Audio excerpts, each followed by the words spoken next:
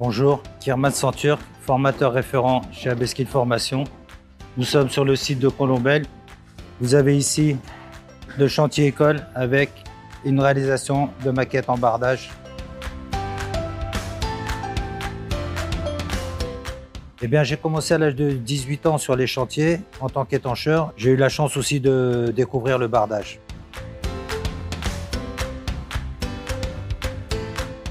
Sur les chantiers, j'ai toujours été amené à former les nouveaux arrivants, les jeunes. Et effectivement, quand on m'a proposé, je me suis dit c'est une suite logique.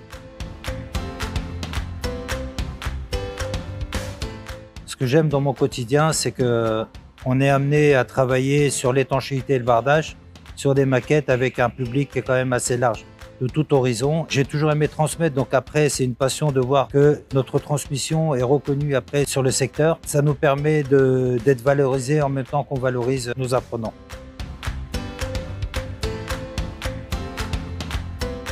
Donc le métier d'étancheur-bardeur, il consiste à étanchéifier le bâtiment par la toiture et aussi par les façades. Donc l'étanchéité, c'est la partie haute, c'est tout ce qui va être sur le toit. Et le bardage, lui, il va venir étancher la façade. Dans l'étanchéification, on a aussi l'isolation. Ce qu'il faut savoir aussi, c'est qu'on est amené à faire des rénovations de la réfection de toiture comme de la réfection au niveau du bardage. Donc par rapport à ça, c'est des métiers qui ont le vent en poupe.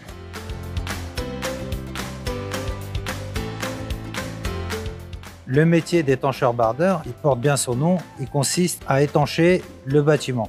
Donc aujourd'hui, ce qu'on demande à nos apprenants, nos nouveaux apprenants, c'est de savoir reconnaître une surface en étanchéité, si c'est une surface béton ou support bac acier. À savoir, il faudra isoler le bâtiment et faire le nécessaire pour que le bâtiment soit étanche. Et là, on utilisera le chalumeau, donc on s'arrêtera beaucoup sur l'utilisation du chalumeau.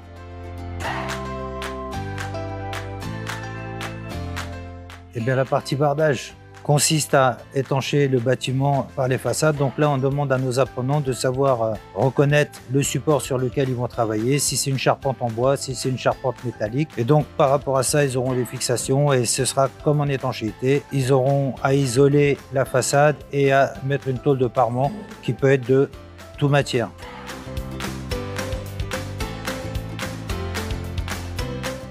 On est sur des formations assez courtes qui vont durer à peu près entre 3 mois et demi et 4 mois.